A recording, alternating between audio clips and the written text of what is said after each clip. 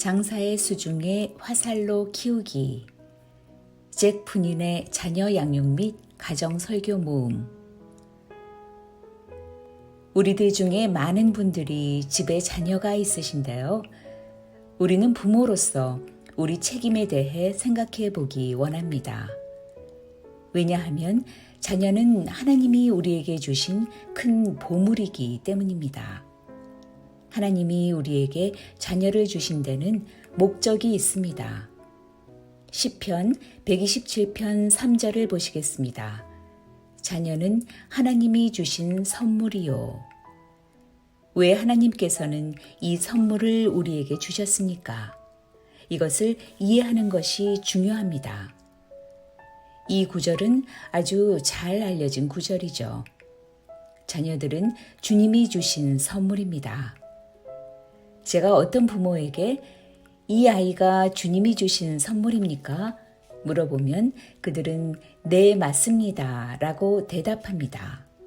왜냐하면 자녀가 없는 부모들도 있기 때문입니다. 그래서 자녀들은 선물이 맞습니다. 그런데 여기 또 이렇게 말씀하고 있는데요. 4절에 자녀는 장사의 손 안에 있는 화살과 같아서. 이 구절은 많은 사람들이 잘 모릅니다. 옛날에는 사람들이 보통 활과 화살로 전투를 했죠. 적이 다가오면 화살을 겨눕니다. 화살줄을 잡아당겼다가 화살을 발사하죠. 자녀는 화살과 같다고 했습니다. 여러분은 자녀들을 집에서 18에서 20년 동안 키우는데요. 혹은 25년 정도를 키우기도 합니다. 이 기간 동안에 여러분은 계속해서 활의 줄을 당기고 있는 것입니다. 즉, 발사 준비를 하는 기간입니다. 그래서 화살을 정말 쏜살같이 날아가게 해야 합니다. 여기저기 방향 없이 쏘는 게 아니라 적을 향하여 쏘는 것입니다. 언젠가는 자녀들이 집을 떠나겠죠.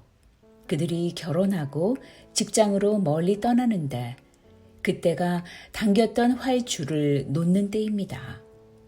그때 그들의 남은 생애는 적, 마귀를 향해 날아가는 화살이 되어야 하는 것입니다. 이 대적을 우리 자녀들이 대항해서 싸우도록 집에서 키울 때 훈련시켜야 합니다. 시편 127편 5절에 그런 사람은 결코 부끄러움을 당하지 아니하리라. 여러분의 자녀가 1명이든지 2명이든지 5명이든지 여러분은 그들을 날카로운 화살처럼 훈련시켜야 합니다. 어릴 적부터 대적을 대항해서 싸우도록 훈련시켜야 한다는 뜻입니다. 인류의 모든 나쁜 습관들에 대항해서 싸우도록 해야 합니다. 어릴 적부터 예수 그리스도의 어린 시절처럼 행동하도록 훈련해야 합니다. 우리 자녀들이 학교에 갈 나이가 됐을 때 저는 종종 이렇게 말하곤 했습니다. 예수님도 10살, 11살이었을 때 어떤 형태라도 학교에 다니셨다. 그분도 다른 학생들처럼 학교에서 공부했었다. 자녀들아, 예수님은 학교에서 어떻게 행동했으리라고 너희들은 생각하느냐? 예수님이 선생님께 대들었고 선생님 등 뒤에서 선생님을 놀렸을까? 그렇지 않으셨다. 그러므로 너희는 다른 학생들처럼 선생님과 말싸움하거나 선생님을 우롱하지 말거라. 또 제가 말했어요. 만약 예수님이 학교에 가셨다면 어떤 친구들을 사귀셨을까? 교실에 30-40명의 아이들이 있는데 너희들은 모두와 친구가 될 수는 없다. 우리 모든 자녀들은 친한 친구, 절친이 있습니다. 예수님도 절친이 있으셨을 것이다. 예수님은 누구를 친한 친구로 선택하셨을까? 여러분은 어린 예수님이 둘러보시면서 누가 부잣집이지? 내가 그와 친구가 되어야지? 하셨다고 생각하십니까? 아닙니다. 내가 저 친구로부터 사탕이나 초콜릿을 얻을 수 있을까? 예수님은 그런 식으로 친구를 만들지 않으셨습니다. 또 나쁜 습관을 가진 친구들에게도 가담하지 않으셨습니다. 예수님이 관심 가지신 친구는 연약하거나 혹은 다리가 불편해서 저는 아이, 혹은 말을 더듬는 아이, 혹은 산수를 매우 못하는 아이. 예수님은 그런 아이들과 친구를 사귀셨고 그들을 도와주었을 것입니다. 제가 우리 자녀들에게 말했어요. 너희들이 학교에 가거든 예수님처럼 행동하거라. 그런 아이들과 친구를 사귀려고 해라. 그리고 그들을 도와주거라.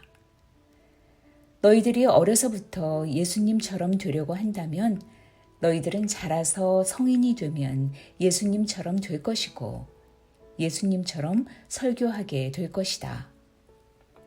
너희는 10살이라서 설교할 수는 없다. 지금 너희는 어린 예수님처럼 학교 다니는 학생이다.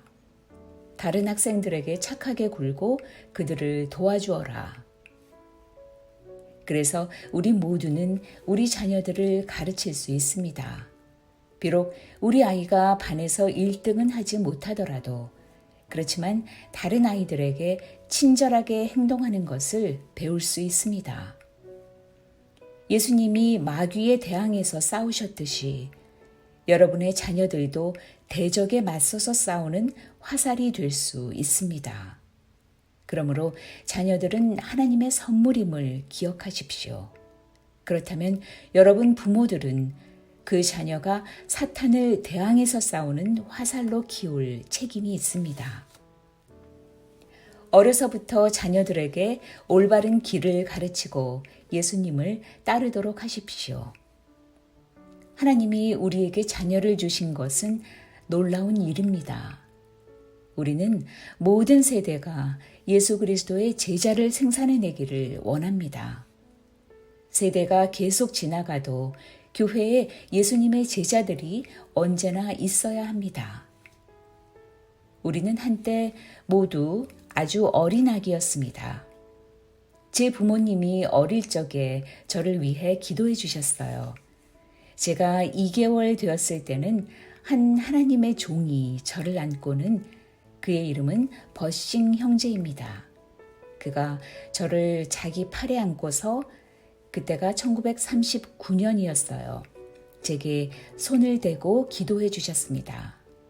하나님, 이 아기가 자라서 당신의 종이 되도록 도와주소서.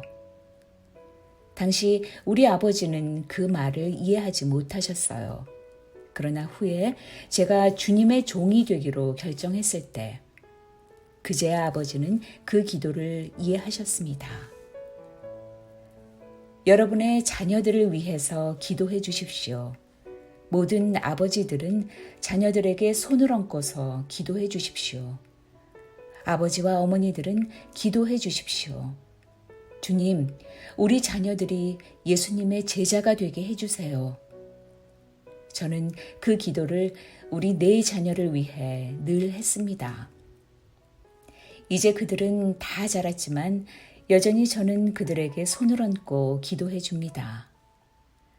이렇게 여러분의 자녀들을 축복하는 일은 정말 위대한 일입니다. 아버지는 가정의 머리입니다. 아버지는 반드시 축복 기도를 해야 됩니다. 자녀를 위한 기도는 부모의 큰 책임입니다. 자녀를 위한 기도는 여러분이 자녀를 위해서 하는 나머지 모든 일들을 다 합친 것보다도 더 중요합니다. 여러분이 자녀에게 새 옷을 사입히지 못한다고 걱정하지 마십시오. 저도 신혼에 우리 아이들에게 늘 새 옷을 사입히지 못했습니다. 아이들은 형들이 입던 옷을 물려받아 입었습니다. 그래도 괜찮습니다. 그런 일은 중요하지 않습니다. 그렇지만 우리 자녀들이 반드시 예수님을 따라야 본받아야 합니다. 이 일이 정말 중요합니다. 그러므로 여러분의 자녀들을 위해서 기도해 주십시오. 이것이 우리가 가진 큰 책임입니다.